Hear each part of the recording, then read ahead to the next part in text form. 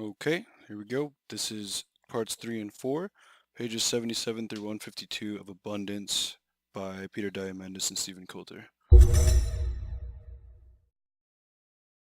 Alright, well, let's jump in. So chapter 3, I guess we can just skim over chapter 1 and 2, whatever, or parts 1 and 2. So part 1 and When 2... when I'm looking down, it's because I'm opening the book to go to chapter 3. So chapter 1, or part 1 and 2 was basically setting our perspective on exponential technologies, and then going into some of the way they manifest in terms of their exponential curves, and diving into a little bit surface level stuff specifically about specific exponential technologies. Lab on a chip, nanomaterials, artificial intelligence, just crazy, cool stuff. Robotic. And then, so it's part 3 starts to dive into, it basically goes back and starts at the beginning of part 1, or I guess the beginning of part 2, when it starts talking about the abundance pyramid. And then it goes and basically breaks that down, and it's okay, well, we need to, these are the things that actually constitute that. Because in the first part, it kind of told you the elements of the pyramid, but it didn't really go into actual applications that were working on solving them and stuff. So I think the first part of part 3 talks about the starting to see how we're starting to see there's a a third of the world or whatever, 40% of the population of the earth doesn't have, lives obviously below poverty, but they also have very low standards of living, and modern amenities don't really exist for them. So it starts talking about how there's a path out of that for them being laid by the coming forth of exponential technologies, the birthing of them and their expression, and how that's kind of the substrate for their growth, the bottom billion. They start using this term for I think it's something like 4 billion people make up the bottom billion of the planet, where those are the people that have the lowest quality of life and income, etc. And then so they're talking about introducing ways to introduce water and internet and technology to make life easier for all those people. Right. Yeah, it's really interesting because it's essentially this whole book is hey, we're going to build cool shiny shit, and then that's just going to lead to everything being better, which obviously you have to take several grains of salt with that, but it's an interesting perspective and just outlook to see the potential of just building cool stuff. No, I mean, that's pretty awesome. Cool shiny shit's pretty cool.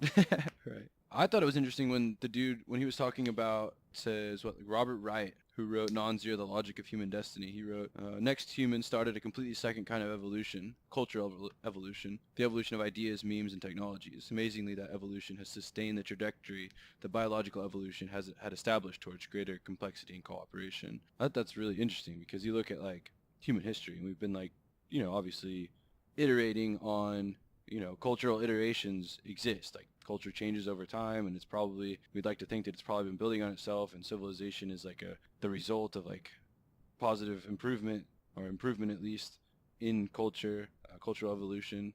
And then to think that these exponential technologies are segueing right into that, or taking up the baton right after that, and just running so much further. Yeah, no, that makes a lot of sense. I mean, ideas pushing together to advance society, and society pushing together to advance ideas, and kind of in an unwound way where, you have a spiraling kind of outwards effect, the unstoppable effect. Man, I didn't know that this existed.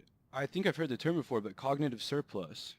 It's an interesting concept where you have so many people connected to the internet, so many people with a higher standard of living in the world, and obviously that's growing and growing, that you get this resource, which is cognition, which is intelligence, which is the capability of doing things mentally, of services, etc. And so you have that just by proxy of technological advancement, improving people's quality of life. So then you get cognitive surplus. It's interesting because you can have things I think the example he gives in the book is where the dude was asking about finding gold, and he was hey, let's find this gold. But he couldn't go find it. It would cost too much to go survey for gold. So he gave the geological survey data to the internet and was hey, I'll pay someone $500,000, whoever finds me this gold, or finds whatever, plus percentage royalties, and or whatever, some retainer fee for finding it or whatever. And so then it happened really quickly. And yeah, I mean, free market communication is a huge thing. Yeah, it's really interesting to see that obviously you can't be like, this guy got a nice refrigerator and a toaster, so like then he had time to go find gold online, right? Like there's not not necessarily like directly you can't point to like specific technologies, but you can say that like faster cars, safer Well, roads equal less I mean, time a spent. toaster, every second that you're saving is building that mental surplus, which Right. frees your time for out of the way of necessity and into the way of creating that surplus. Yeah. It kind of blew my mind when they were talking about Wikipedia. It said 100 million hours of volunteer time to create. That's crazy. That is insane. And the amount of content that's put onto YouTube is also insane. Yeah. It was talking about the media distribution. Right. I thought it was interesting how it just like talks about that and then it's like, okay, let's go. And then it goes right into like the pyramid. It's like water. Water for water. Yeah, no, I was just skimming over the water section, that and then the vertical farming. Right. Yeah. But water, internet, and food. I mean, that's the basic that is going to create the surplus for most people because those are things just to begin with that people spend on average in some parts of the world up to 8 hours a day just to try to attain water alone. Yeah. And that's staggering because you can't obviously can't have a toaster if you can't have your water. Yeah, it is crazy to see the amount of like waste in the form of time that people that don't have technology it's kind of like a strange statement to make, but like when in perspective of this book, people without technology equal like less opportunity for productivity, which I mean, I guess that's true in any way you look at it, but since we're looking at it this way, it's interesting to think about. But yeah, the water, like I thought it was cool. There's like that Slingshot device they talked about that like purifies water on site was really cool. I don't know. I like how it's kind of laid out. Each section in this in section 3 is very much like here's some stuff, some really cool stuff, and then like here's like the grand like really big challenge that this like could like maybe start to solve. Well, yeah, and I think a lot of people are interested in desalination as well. Right. And it's good that the book talks about that briefly as well. There was a big project in Israel. I think in Israel. I could be totally wrong. No, yeah, Israel. They But do have a project in Israel. where they did like some silly, crazy like 150-mile pipeline or something. Well, I think Israel has some like direct stuff because they're on the Mediterranean, but there's like I can't remember. It was like Saudi Arabia. I think maybe Saudi Arabia when Gaddafi was in charge or something. Totally could be wrong, but they did like these huge like pipeline projects from the sea to desalination plants to these like vast tracts of land, and we're like just greening the country. It was just crazy. But it's interesting to see when I can definitely am not like putting But people any need stance food. on it, but like People need food and water. right. And water is used for the agriculture. Yeah, it's And interesting to see that like a lot of the issues, a lot of the stuff, most of the stuff about water, most of the stuff in general is like purely an issue of like resources, and most of the time that resource is money and time, but we're like seeing that cognitive surplus, so we have time kind of covered, and then you look at like the money and like but I was saying like with Gaddafi, like it was interesting to see that when an individual or a country or whatever, however you want to look at it, devotes all the money, they're like, okay, unlimited budget, make this happen, like you can turn the desert into like great agricultural land, like overnight almost, like that happened, obviously didn't end too well, but like Well, yeah, Gaddafi had his downsides. right. Yeah, I don't know. I thought it was really cool. I don't know. It didn't talk about it in this book, but I've seen some really cool stuff Is that about. the Smart Pipe project that they mention in the book? It's not, but I think that's where I was going. Like, so I don't think they mentioned it in here. They didn't really get too far into water smart grid stuff. They just kind of talked about like basically Internet of Things in like water pipeline systems and using that to control stuff and measure and like route things and improve efficiencies and reduce leakage and thereby like saving like 80% of like water waste and stuff, which is cool. I think another really cool thing. Creating another level of meta intelligence incorporated into the water system, Yeah. which is the toaster of the next age of water grid. Which is everything that this book seems to be about is the meta view. Yeah, here's of your kind of water going toaster. into intelligent thought process behind going deeper into analyzing efficiency. Yeah, it's interesting. I was talking about the other day that, thus far in human history, most everything has been a fire that we're trying to put out, and very little except like, very either lucky or exceptionally hardworking individuals have not had the benefit of like surplus time to go like think things through or like think about the best way to do things and that kind of stuff. But now we're looking at, everyone is coming up on being able to do that. So we're like, it's time to just rethink everything. Some people's careers, I mean, there's literally people that just do that all day, every day. Right. I think So if something. everyone could do that, I mean, that'd be amazing. Yeah. We'll send out flyers. Everyone think harder. Or think differently, Yeah. or think in not differently, but in the Pipe big picture. ways. The big picture, but not the big picture. Magnified, but in a larger sense. Right. Yeah, big picture is what it's all about. I think something like it didn't mention it in this book, but there's a thing where that I've seen. I'm not sure where I saw it though. I'll find it after this. Where you take basically little turbines and put them inside like all the water pipes. So like all your copper pipes in the house, like all the big main ones, have like little turbines in them. So they're like regenerating. Like every time you flush a toilet or turn on a pipe or turn on like a faucet or something, you're getting electricity back out of that. So like it increases efficiencies even more by returning, power to you.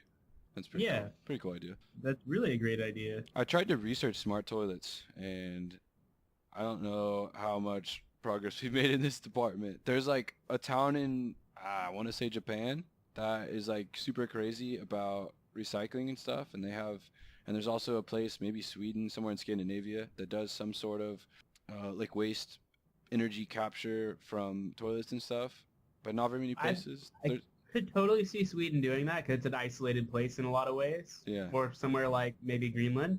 right. And I've seen places like in New Mexico, like in the desert, where they have Earthships, where they reintegrate literally almost 100% of the energy that's used is coming from solar or heat conducive or, Right.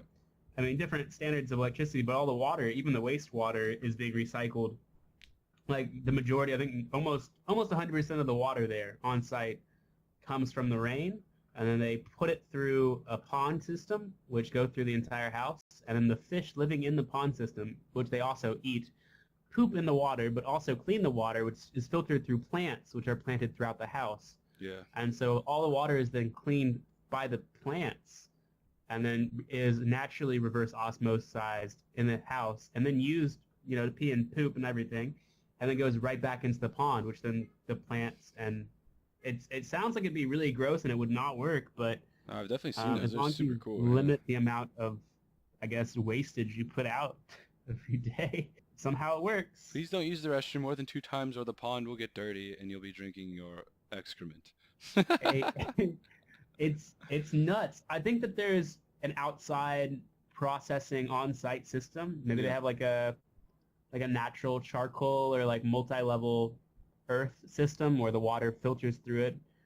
But like all the pond was inside the house, and they had a whole community. I think it was like almost 10 houses that all had the same kind of like stream going through the houses, Yeah. and it never touched the outside. Oh, that's So all the super cool. houses were connected by like a small tube which connected the stream. Hmm. And it went downhill, of course, which is really important. See the thing smart using downhill, not like downhill slopes in your water system, which is kind of, Yeah. I guess, irrigation 101, right? Yeah. And then they eventually at the very bottom, I guess, was where the dirtiest maybe was. I don't know. I don't know how well that works. that's It where was we put really, the- really interesting, though. It's called the Earthships. That's where we put the And people that we something that shun we've been at the bottom of the doing. hill. It's something people could do. I Yeah. don't know how feasible it is on a larger scale, but Well- I mean, it kind of ties into that. Like in the next section, when they're talking about in the food section, they're talking about aquaculture, which is like farming fish indoors in like large indoor tanks. And there's some interesting, I think it's in this book that they were talking Oh. about a really cool system of using the waste to recycling the waste through. They'll basically combine like a hydroponic vertical farming in like the upper stories of a building and have aquaculture fish farms in the bottom stories and use the fish waste to feed the plants in the other stories and have literally like zero waste. Yeah, and the mud from the bottom of the pond makes great mineral-rich fertilizer. Right. I don't know that we That need is to. really cool. I don't know that we really need to touch on like the horribleness of traditional animal agriculture in terms of like ecologics, like for the planet. No, It's I mean- definitely bad. It's pretty bad, yeah. All the water, all the everything, all the methane. It's cool. Once Deadliest Catch gets to the point where like they only catch one crab in an entire year, there's gonna be like some guy in Alabama that's just like, "Stop the fishing! You're hurting the crabs! I can't watch my show no more." Oh my goodness. Yeah, dude, I linked it in the links. There's actually in the Netherlands, there's a restaurant called In-Vitro Bistro, and it's actually all cultured meat, bro. It's like in vitro lab grown meat, and they have like tons of dishes, and you can go there and eat That there right now. sounds interesting, and I would like to try it, no matter how it turns out, because I have a love for the beast burger type thing. I don't think that's in vitro whatsoever, but I think it in my head that's what it would kind of come down to, is what it would be like, because But it's like, so not meat for me. yeah, I don't know. It's I definitely haven't cool. had a meat burger in a long time though either, so I Yeah. don't know. Personally, I cannot wait. It's interesting how like I said earlier, like I think it's really cool how it's like laid out where he's like, this is a couple cool things. This is like part of the problem. Here's a couple cool things. Here's the huge problem, and like this is all going to have to continue to grow exponentially plus some if we're going to solve these things. I think it's interesting that he throws that little thing in there at the end. It's a tough road to hoe. Yeah, that whole section, that whole paragraph is just like we have a large hill to climb. My favorite, uh, my favorite sentence so far. I quote: "No one knows for sure." Period. End quote. He wept. Great. Take that as you may. Whatever. So yeah, chapter 3 sets out the bottom two parts of actually it just sets out the bottom, I guess the bottom part, which is broken into 3 sections: water, food, and shelter. Didn't really go into shelter at all, which is interesting, and I don't know that it does in the next chapter. I guess maybe that's self-explanatory. I don't know. Cardboard boxes. Yeah, for everyone. Cardboard for everyone. Why don't everyone just get houses made out of water bottles I mean, it would work. and styrofoam? I've seen Styrofoam and water bottles. I've seen and some beer cans. cool stuff that's like inflatable concrete. Not inflatable, but they have these like matrices of concrete that look like sacks kind of, and you like get them wet and then blow up like basically a balloon inside of them, and it blows up into like kind of like a round-ish, tube shape, and then it hardens, and then you take the like thing you blew up out, and you have like a building. It's pretty cool. I guess it just depends on where you're building it, though, because I do know that depending on weather, a lot of the alternative building methods are very dependent on where you're building as well, thinking globally speaking, because, if you're building a house in Arizona versus Vietnam, Right. maybe have It's a different little building. different. Yeah. I guess maybe you have to think like locally, but also sustainably. Yeah. So the next section was cool, section 4, where it just kind of dived into a lot of the origins and starting stories about these people who kind of sparked like the do-it-yourself revolution, I guess, or who are the forces of abundance. That's the title of the section. The Stewart brand and then like homebrew history stuff was kind of cool, but then like I thought it was really cool when they were talking about the WEC, the Whole Earth catalog, and I actually linked to like a history of that, but like, and they were talking about like all the hippies were like, oh my god, like we can just like go build stuff, and this is like we just buy it and it'll ship it anywhere, and we can just go out in the like forest and we'll get it. Like it's kind of cool. That is very cool. I'm sold. Yeah. Can I get 3 of those, please? And then that's also apparently where the hacker ethic kind of comes from. Like information wants to be free, which is the hacker ethic, the idea. Information wants to be free. Which is great. It's a really wonderful quote. Yeah, that's pretty amazing. Chris Anderson is the founder of Wired magazine. Yeah, very very pro hacker magazine is. So he started this project called Do It Yourself Drones, which is still a live website, and you can go check it out. It's in the links. Basically, he was like, okay, the military has this drone called the Raven, this UAV, this unmanned aerial vehicle. I want to be able to make this for 90% less cost and have 90% of the functionality. And it happened within like months. All right, I don't know what the time scale was. It said under a year. And continue to do that with multiple other products for each under a year. That's really cool. But that was kind of like the start. Is that the effect of communication via technology, or is that the effect of capitalism and memes and ideas fusing with technology? I would say that the cultural evolution that entails that capitalistic thing, as well as engenders evolution of the memes ideas and technology, probably contributed to the underlying technologies to make it possible for him to solicit the crowdsourcing needed to make those projects come to fruition. So it's like a storm. Everything has to be present in some way. Well, I don't think not necessarily. I think that it's more like cumulative over the last 15 years before that. All these technologies came out, and then like and then so the one day he was like, "Hey, I'm gonna do this." They were all there, and so all he had to do was say, "Hey, I want to do this," and then like instantly or under a year, all these people got involved and made it happen.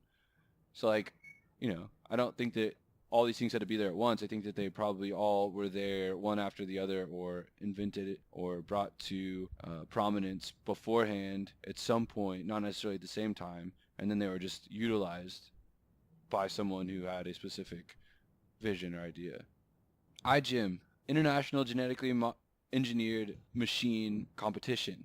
So basically Pretty cool. crowdsourcing a bunch of students all over the world, competitions in high schools, introducing these people, these children, these students to synthetic biology early on, and getting them to compete to create basically DNA modules that you can fit together in sequence to build organisms or proteins or compounds that do certain things. Oh, And that's so cool. yeah, so it started out, and it was obviously started out small, and then now we're up to this point where people are inventing.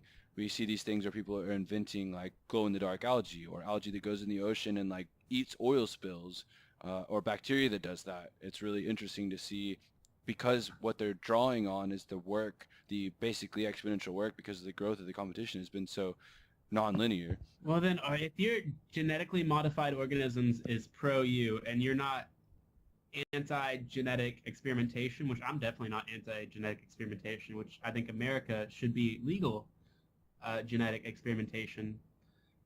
Are that like it's ironic that most of the people in America right now are like anti-GMO, which is basically the same thing. We've genetically modified our crops and things like that to work with us in not bad ways. I mean, a lot of them are just as damaging as normal irrigation. But it's interesting that like the idea is so far out there to be creating your own organism, like algae that glows in the dark, but then like we are also utilizing that in real life through agriculture and things like that. That's gotten a big cultural backlash. People pay more Right. to not have something I don't know. that is smart.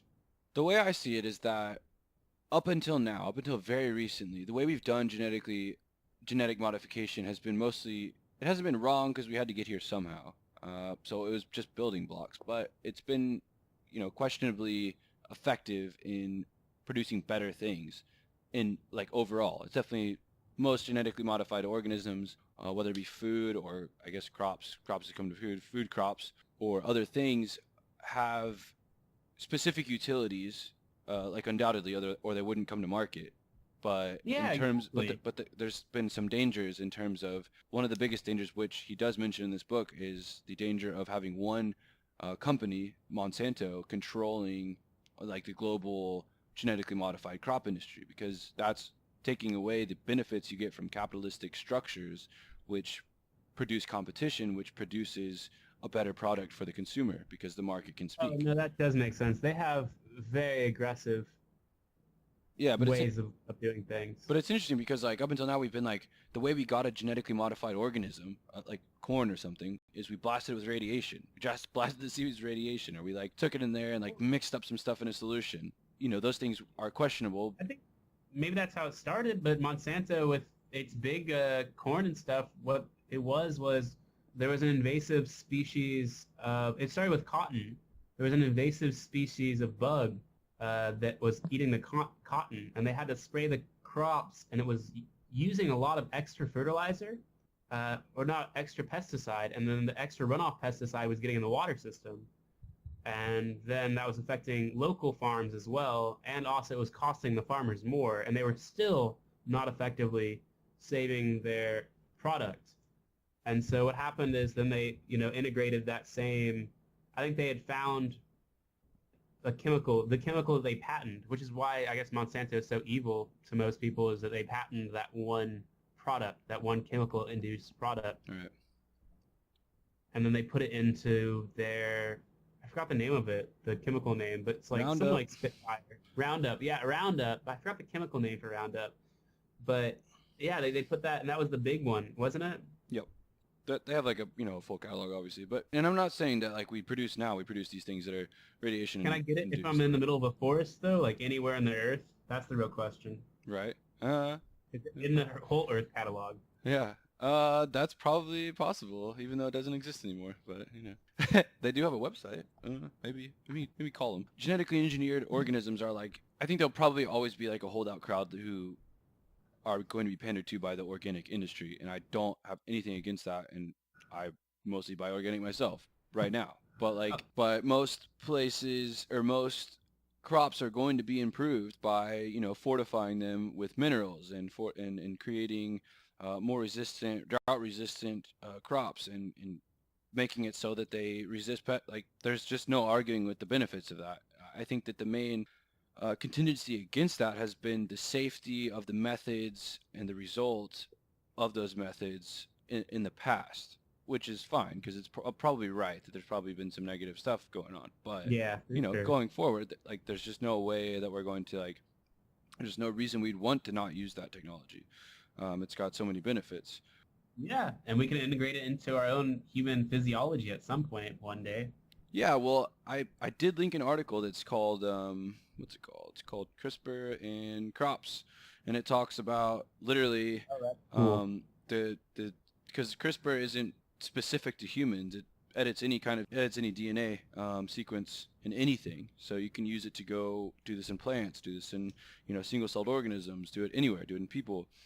So this talks about kind of that trajectory and like the potential benefits of that technology and where it could go in the future or where it's going right now. It's interesting because we're doing that's it's really interesting to see how CRISPR there's so much focus on like what can we do with humans, blah blah blah, and it's arguably the most important thing we're going to do with it. But there's so many other applications with our food and with everything on the planet that's alive. So a lot of things we can improve them or change them if needed or whatever with this technology and as it develops. I'm gonna have to check that article out because that sounds really fascinating It is. and exciting too. Yeah, it's pretty crazy. Up until now, it's been a lot of like not questionable necessarily in the recent past, but definitely could be better methods for making genetically modified things, and that goes a long ways towards complete selectivity for making those things.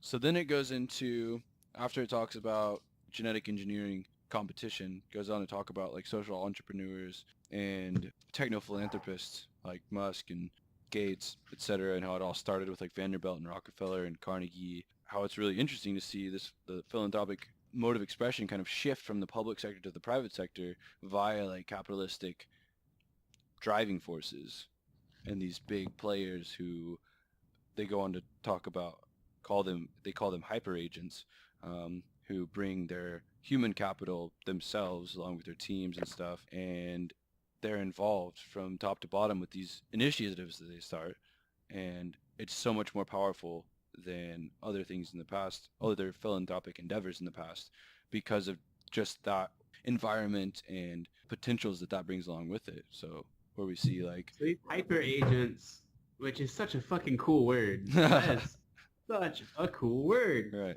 These hyper agents are like planets, and they have a gravity around them that's kind of pulling things towards them.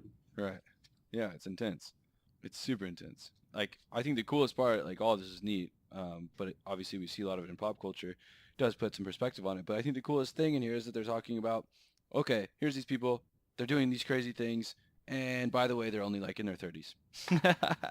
We've Wow. got so much time to go. Like, it's just crazy. None of these people are, like, I think, Elon Musk is, like, maybe 40? But, like... He makes jokes. He makes crazy jokes all the time. Yeah, it's interesting. I don't Twitter, but I read his Twitter like jokes. He makes stupid kind of like jokes that are also kind of funny. Yeah, we were talking about this the last week.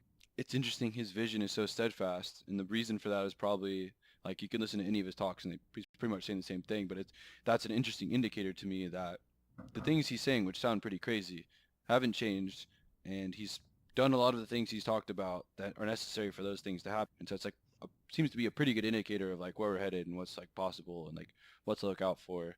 Well, and it comes back to what you said earlier, where someone had said, hey, like if I can make this cheaper, let's do it on the free market and communicate. Right. And I think Tesla was a hyper agent of that in so many ways, especially with the SpaceX program, where he said, oh, I see what NASA's doing, but I can do that in a free market economy. Right. Maybe profitable. I actually linked, the book talks about this article, The Fortune at the Bottom of the Pyramid. I actually linked it. It's pretty interesting. And that goes into talking about BOP business, which is bottom of pyramid business, which is the bottom billion, the 4 billion people occupying the bottom of the economic pyramid. Are we going to extort them, or are we going to like make a business to help them? Like a self-generating business that actually helps people. So basically, the theme is, in most of these things that talk about the bottom billion, is that we're going to do both, but not in a bad way.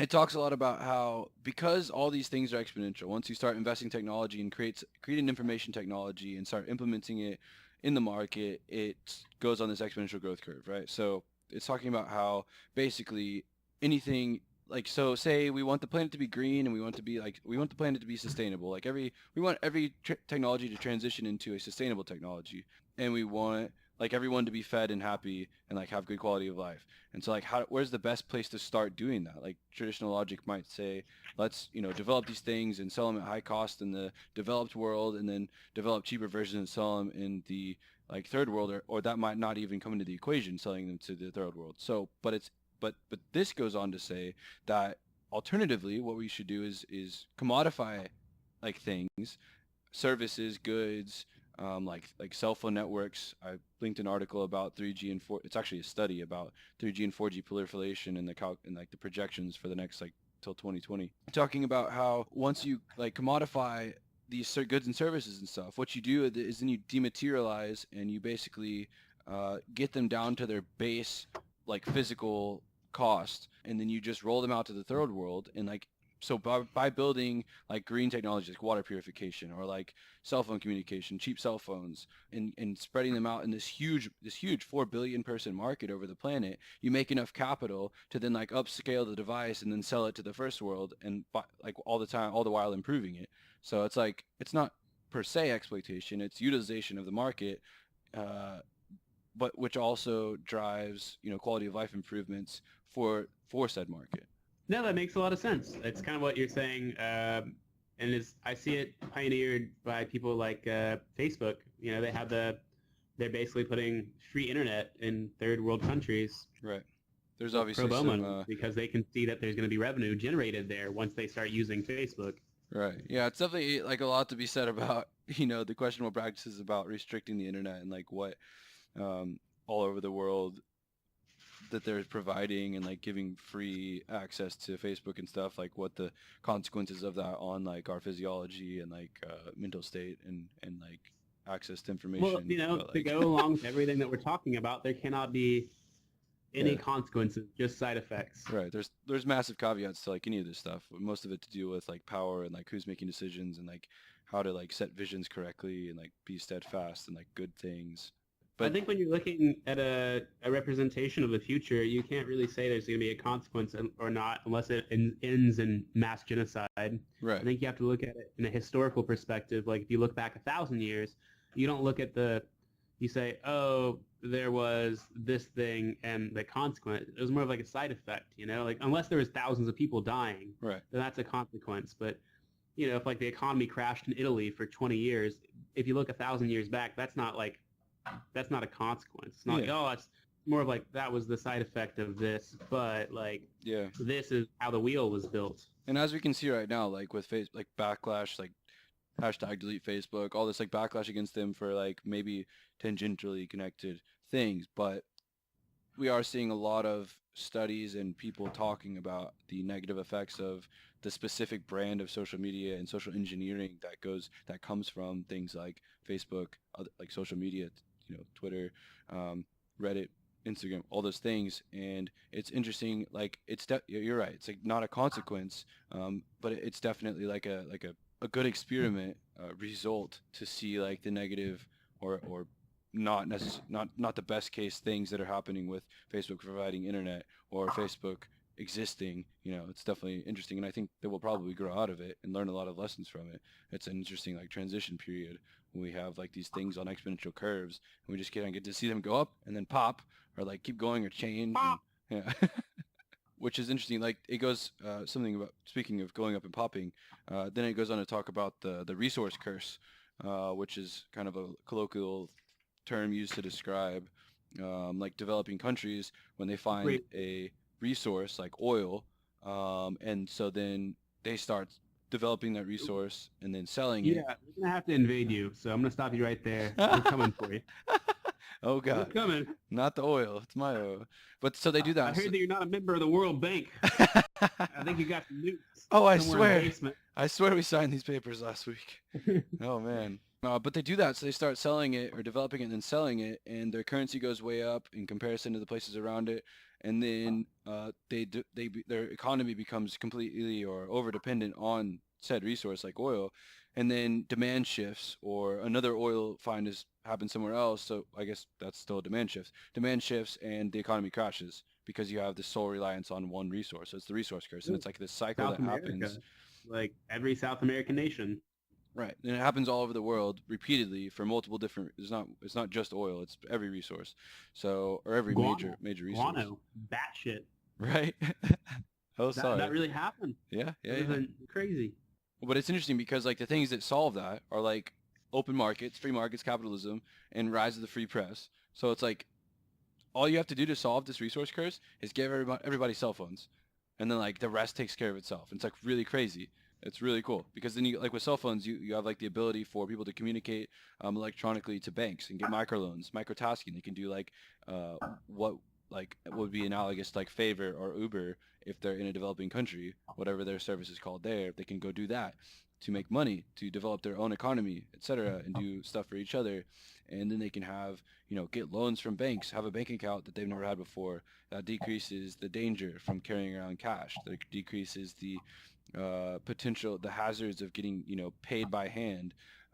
It introduces like the ability to accrue interest or gains on things. So all these things, you do that, you give people cell phones, and then in these countries that are stuck behind this like kind of filter of the resource curse, and then automatically it's not going to bring them into the enlightenment, but it's going to definitely give them a foot up in terms of being able, at least on an individual level, to navigate through any sort of like catastrophe or nonsense going on with these demand for resource driven economic downfalls.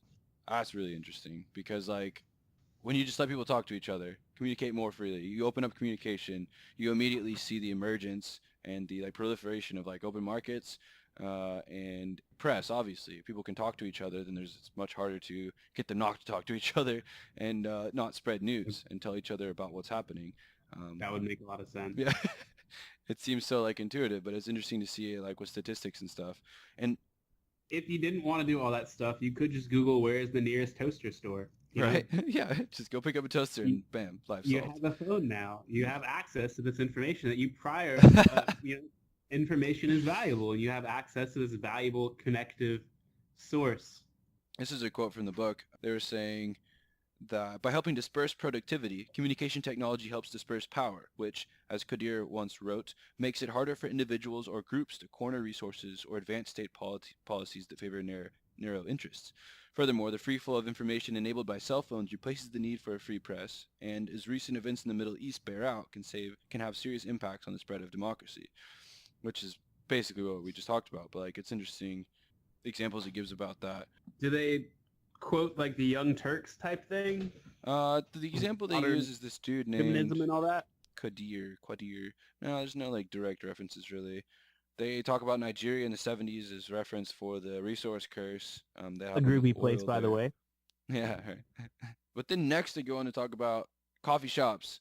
Dude, I was like, man, the world is my coffee shop. That's my kind of chapter or section. But it's cool because like they go to talk about how coffee shops are like really they're like labs for innovation. Like in the more coffee shops you have, like the more like statistically the more like innovation happens in that place. But then you look at like coffee shops in there are actually a microcosm for the macrocosm of like urban areas. So like big cities are actually have the same effect on innovation levels, output productivity as coffee shops have on the micro level. So you get like this with the proliferation of urban areas increasing quote unquote civilization. You get these upticks, like massive upticks in innovation from those urban areas, which is really interesting. Okay, and I see that in a cultural way. I see that in a communication way because, a lot of what we're talking about is ideas, memes, future communication, and ways to communicate. And it's kind of ironic that once again, we're going back down to a face-to-face communication is Right. still one of the most primal ways of innovation. Yeah. And the coffee shops give you this place where you're doing face-to-face, but the entire idea is that we're developing ways for people anywhere in the world to connect instantly. And yet still, one of the greatest byproducts of this is the coffee shop. Right. Hey, by the way, well, it also, I mean, coffee, like, besides being ground, like a lab for innovation, like, it definitely like solves a lot of developing civilizations problems because like once you reach a certain point to where you have massive availability of coffee, then you discover like there's this weird phenomenon where humans discover that they prefer to drink coffee instead of being drunk, or this happened basically to the whole human race, you know, several hundred years ago, where they were like, hey, coffee is now available everywhere and we don't want to be drunk as soon as we wake up, or at least we don't want to be, dulled by alcohol, which was the case for like all of human history until a couple hundred years ago or a few hundred years ago. Around the same time, someone said capitalism was probably a good idea, and the drug of capitalism was caffeine. Yeah. And caffeine and capitalism have had a very, very, very tenuous, sometimes coke-laden stock market, dirty, dirty, dirty relationship. Oh, it's great though. But then it's really cool that like they're like, hey, okay, so we have coffee houses, and then the same phenomenon in coffee houses happens in urban cities, in metropolitan areas. But then if you think that's cool, look at the internet. The internet is the macrocosm of the macrocosm of the microcosm, which is the coffee shop, and then the city, and then the internet. It is the coffee shop of the third world, which is This is the world's coffee shop all the time. the world coffee shop. We're this is a coffee shop type of conversation. We're in a coffee shop, bro, right now. It's awesome. I don't have I coffee. have a lot of The last part of this section goes on and he's like, dematerialization and demonetization. A radical decrease. Dematerialization is a radical decrease in footprint size for a great many of the items that we use in our lives. He goes on to say, we're fixated on having too much of everything, thousands of friends, vacation homes, cars, all this crazy stuff, but we're also seeing the tip of the dematerialization wave. Like when a phone dematerializes a camera, it just disappears. So that's interesting. You think about like we have a cell phone and then we used to have like a computer, like a house phone, several house phones, a printer, a camera, all these things that we use to do the same thing that we just do with our cell phone now, and it's or the royal art. Like if you go back really far, you have like the royalty that would hire like 20 people to paint one picture correct before they even have a camera. Yeah, that's good. That's good, like a historical perspective. Like we've been dematerializing up till now quite successfully, and now we're like putting that successful dematerialization on exponential curves, and it's just like things are just like boop, disappearing from existence. We no longer need them. We no longer need to acquire them and use them and have them and carry them around because they're just all located in one central thing, or just don't even need to exist at all because of other better improvements on like life services or whatever. And I feel like that ties into the fun idea of, and I know the book talks about it a little bit because I skimmed over it, is the future of potential abundance and singularity of information and consciousness. Yeah. Which is, of course, interesting. Yeah, we talked about that a little bit last week, but about like Ray Kurzweil was, I don't know if it was Ray Kurzweil, it was Elon Musk and Ray Kurzweil. Ray Kurzweil is a kook, in a good way. He's definitely, on the forefront of, he's a futurologist, whatever that means, and he's definitely like made some predictions, whatever that means, about the future of technology. But Elon Musk was talking about, he's got Neuralink, I think is his company's name, where he's developing like a BCI brain computer interface, and he's also, working on AI stuff. So his vision that he espoused on the South by Southwest conference video was that there would be a tertiary layer to consciousness that's basically a connected AI that gives you just like, infinite computation power basically, and access to like the sum of human knowledge that's just connected to your brain. Which is very exciting. That would dematerialize everything as you know it in a lot of ways. We don't need phone. We don't need pretty much anything. Don't need computers for much. Like, yeah, definitely. And I think You put the link to that South by Southwest. I think I saw the link on there. Yeah, it's on the last section. Anyways, I think me and Katie talked about that for like an hour because we started talking about how cool it would be if we could get our consciousness on a flash drives No, bro. or upload it into emails. Yeah, for sure.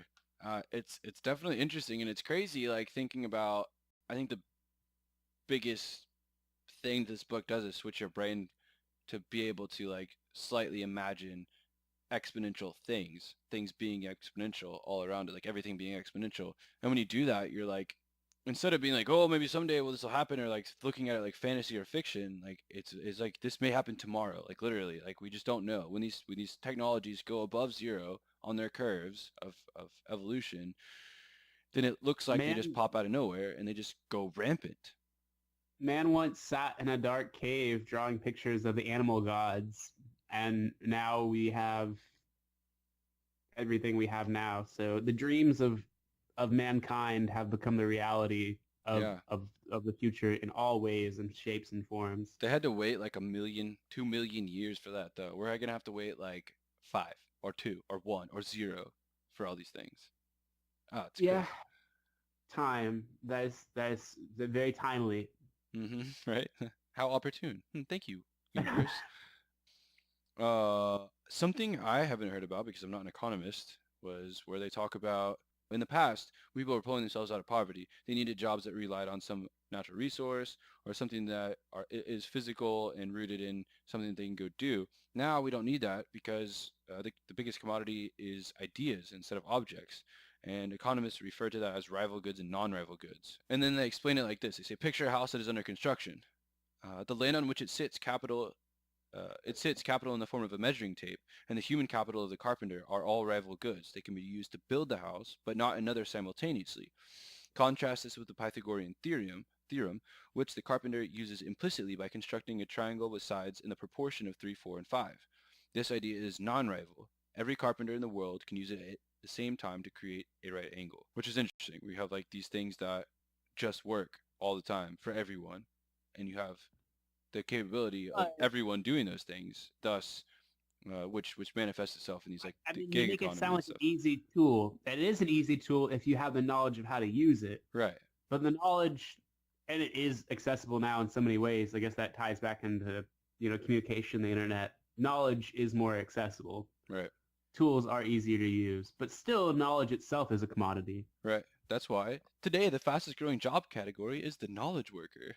Since knowledge is Ah, non-rival, most of the jobs in the future will produce non-rival goods, and this removes another constraint on abundance. It allows the rising billion to earn a living in a way that does not require burning through our ever-diminishing supply of natural resources.